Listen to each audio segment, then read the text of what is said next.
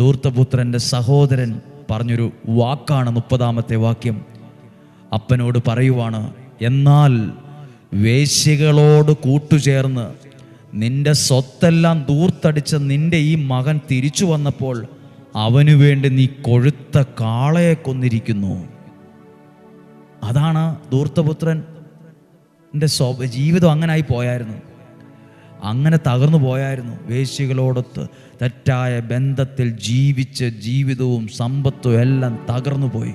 പക്ഷേ അവൻ തിരിച്ചു വന്നപ്പോൾ അകറ്റി നിർത്തുവല്ല ചെയ്തേ, തിരിച്ചു വന്നപ്പോൾ മാറ്റി നിർത്തുവല്ല ചെയ്തേ, തിരിച്ചു വന്നപ്പോൾ അവഗണിക്കുകയല്ല ചെയ്തത്, തിരിച്ചു വന്നപ്പോൾ പരിഹസിക്കുകയല്ല ചെയ്തത്.